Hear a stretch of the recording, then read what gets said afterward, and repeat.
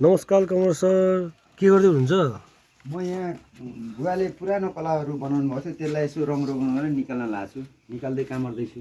ए, यो भनेपछि हजुरको बुवाले बनाउनु भएको मूर्ति हो यो? बुवाले आजभन्दा 60 वर्ष अगाडि बनाउनु भएको यो शिलालेख भन्छ यसलाई।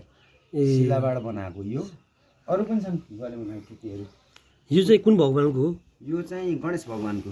गणेश श्री गणेशाय नमः। यहाँ श्री गणेशाय नमः छ यहाँ। हजुर यही लेखेको आइछ। बुवाले बनाउनु भएको त्यो जमानामा हैन? जमाना आजभन्दा 70 वर्ष अगाडि। 70 वर्ष। हजुरको बुवाको नाम चाहिँ कमल सर? बुवाको नाम कृष्णहाट। कृष्णहाट मरासिनी शर्मा सबै। ए, यो सबै बुवाले बनाउनु भएको? यो पनि बुवाले। यो यस्तो भएर चाहिँ त्यो गौतम बुद्धको। गौतम बुद्धको। यो फेरि उसो। यो फेरि यो बनाउन लाग्छु मैले, यो कलाकार गर्दैछु। हजुर। अनि यो चाहिँ शिवजी भगवानको जस्तो यो लाग्यो। शिव भगवानको।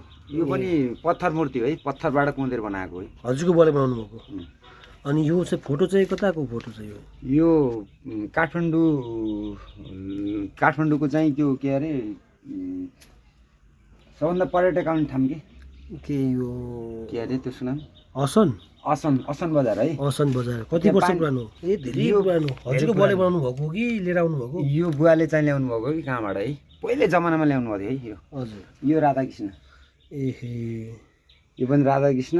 हजुर। यो चाहिँ यो माटोबाट यो कुदेर के गराउनु भएको यो मैले बुझिनँ है। यो के छ है, यो कुदेर के सूर्य भगवानको अङ्कित छ त्यही। त्यति अरू त धेरै छन्। बुवाको जुत्ताहरू छन् यहाँ, जुत्ताहरू कि बुवाले लाउने जुत्ताहरू। हजुर। अनि गाँजा खाने चिलिमहरू पनि छ।